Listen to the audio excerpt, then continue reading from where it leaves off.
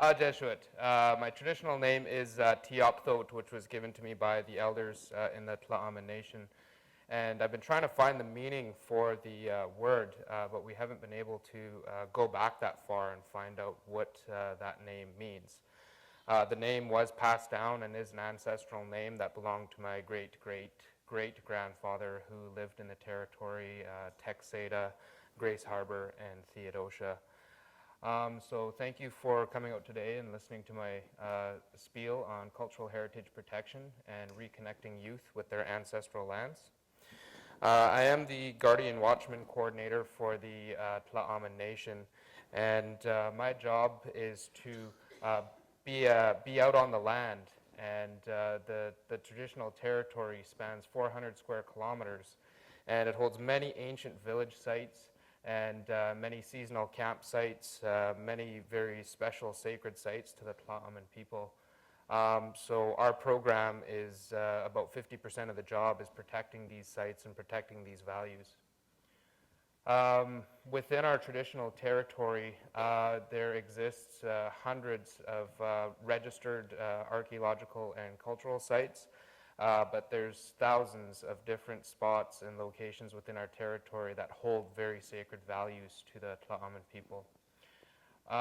The Guardian Watchman program was designed to protect ecological values and natural resources within the community, but it wasn't until about 2009 where we started seeing disturbances and desecrations of these cultural sites that we turned part of the program into protection of cultural sites and cultural values. The program, right now we have 2 staff and 1 volunteer, and we've been out on the land looking at burial sites. A lot of the burial sites for the tla'amin people date back hundreds if not thousands of years, and many of them still exist on the land that we monitor 3 days a week at this time. And in the busy summer season we have a whole staff of probably about 19 people now that are out on the land protecting these sensitive burial sites. The program put an educational component in that allowed the guardians to work with elders and youth in the community and learn from the different sites that we had exposed through archaeological work in the community. Some of that archaeological work has been done over the last 6 years in partnership with Simon Fraser University. And in the first year of the archaeological studies, we were finding out a lot about who we were as First Nations people that lived in this territory for thousands of years. Some of the first dates that we got back on our village sites were just, they were so ancient and so old, and it was phenomenal to see that some of the tools, and one of the really cool things that I've seen was a 2,600-year-old baby spoon made out of elk bone. So our people were really coming together, and they were really hungry to learn the knowledge that was coming up in the soils of the community. The partnership has created many lasting relationships with a lot of the archaeologists and the people that were coming to the territory. And our elders were actually quite scared to have people going and digging up these old sites. And we had to really work to make sure that there was proper protocols in place and that this was done with the utmost respect. And I think if you look at archaeology, 10 to 15 to 20 years ago to archaeology now, it's very different. It's very community-based, and they really included a lot of the community, the elders and the youth in a lot of the digs that were happening. Our oldest date that we did get back is just over 8,000 years old. So the tla'amin people have been here, and we can prove that our people have been here for at least 8,000 years, if not longer. So linking the youth to the land became a very big component of the archaeology work that we were doing in the community. In the summer of 2011, we took 14 youth from the tla'amin Nation out in our canoe. And we're looking for a rediscovery camp location. So previous years, we used to go up to Forbes Bay up in Humphrey Channel. So the picture that you saw in Grant's, the big peak, we used to camp right underneath that peak, and teach the culture that we had left, the culture that survived the colonization and the residential school. The youth were looking to use some more local areas because the budget had just been crushed over the last few years, so we needed to find areas that were more local. And this site here is a very special spot.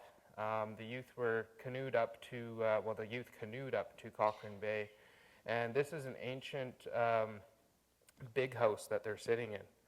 So part of the day was a spirit spot. So I sent the youth out on the land. They were able to pick a location, and they would sit for an hour. There's no phones allowed on the whole journey. There was, we had an emergency phone, but there was no technology, no MP3 players, nothing. They had to just go and sit and be with nature for an hour every day. At the end of their spirit spot, we would bring them back to this old longhouse. And the longhouse center is right here, and these are the walls. So it was dug into the ground, and you can picture big logs that would come out into big front posts here. So this was a very big, very large big house. And one day, one of the youth said he heard something. And while the others were doing their journals, he picked up a stick and he started hitting this log. And I was sitting there watching him, and I was standing right where I am. I took this picture. And the song that came out of his mouth was just gorgeous. It was beautiful. A few of us, started to tear up because it just sounded like a really ancient song, and it really hit home for us. After the young man finished singing that song, I just went up to him and I said, "Where did you learn that song? That is a beautiful song." He said, "I was just sitting here and I heard it in the wind. I heard it way back there. It sounded like somebody was singing way back in the bush." And he just started singing along with that song. And that song is what you heard this morning, which we call the Blessing of the Flora song now. So we found that very fitting that he came up with this song sitting in the floor of a 2,600-year-old big house. And there's actually ancestors we found buried in the center of that big house. So this is just a few pictures of the journey. You'll see that the top picture there, we're actually looking over at Grant's cabin from Cochrane Bay. I'd like to thank Grant, too, for sharing all the pictures and information and including that First Nations history into your book. And now my job is it's probably twice or three times as hard now that more people are coming to the area. But we'll figure that out. The bottom left picture is the youth in Grace Harbor, which is one of our oldest village sites, and that's where the oldest date comes back, and it's a carbon date. I believe it's 8,400 years old. We took the youth out on hikes, and we were looking for rediscovery places. So we're taking them to a number of different places and trying to find out where they connected with most. And at the end of the journey, we got them to pick a place. This is where we were at Cochrane Bay, is that top picture, and we canoed up to Theodosia Inlet, and it's a village known as Tokwanan. That's where it was probably the fourth day of the journey, and the kids really were starting to mesh as a group. You were seeing some very big changes in a lot of these youth. Out of the 14 youth, only one of them had ever been out in a canoe and out on the land and was able to witness some of the stuff that had gone on in previous years. This shot right here is the spot that they picked. So we're standing on the riverbanks of the Theodosia River. And after spending a full day up in Theodosia and doing their spirit spot up there, they just felt that that was the place. That's where they wanted to do this rediscovery camp and reconnect with their culture and learn from the ancestors. So 2013, we are building a cabin up there in the next couple of months. The youth will finally have a place where they can actually go. You're probably wondering why we're building a cabin. There's wolves and grizzly bears up in that area that have been very confrontational with us in the past few years, so we want to have a safe place for them to be. A traditional smokehouse will be built so they'll actually be able to harvest the salmon that return back to that river every year and bring that salmon back to the people in the community, such as the elders or the disabled folks who just can't make it out onto the land anymore. You're probably wondering how you can help and what is the big idea for this. What we've learned in the past 6 years of working with SFU is that the land holds very sacred knowledge for our people. And it wasn't until we started uncovering that history and learning of the tools of our people and learning how they lived and what they ate and what the seasonal rounds were, it really opened the door for the tla'amin people, and it really sparked interest with the elders and the youth, where we would go to the elders and we would show them some tools and show them some basketry that we had found that was hundreds to thousands of years old. And they can remember either seeing that stuff or they can remember hearing their father or grandmother talking about that way of life and that way of weaving and that way of living on the land. So what we're asking people is if you know of a site, or if you live on a site, or if you live within, we're finding 500 meters up from the high tide mark, you most likely live on an archaeological site. Brooks School, where we're standing right now, all the way to the mill, to tla'amin, all the way to Stillwater, is basically one large archaeological site. And we're finding values there that are hundreds and thousands of years old. We're finding history there. And by teaching the youth of the findings, it sparks an interest in their culture, in their history, and in their identity. So we're asking people to please talk to us and let us know if you do find stuff.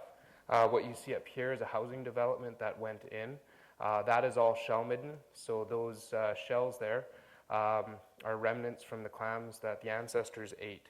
And that is a 2,500-year-old village site there. Just above Myrtle Rocks, where a house was built. All of the shell-midden material was excavated, septic was put in, and that's when I got the call. It was a little bit too late to go and save that site. By any means, we aren't out there to come and take your land back, as what a lot of people think. If they find stuff out there, we can't. We just want to learn the history of that land, and I think it's important for not just the Ploughman people to learn that history, but everybody to learn that history, because it's not just our history, it's everybody's history. We all got here by one way or another, and I think it's important to learn that. And once we excavate sites like this, that's not done properly, we lose that story, we lose that history. So I'd like to thank you. My hands go up to everybody, all the organizers who put this together, and thanks for listening.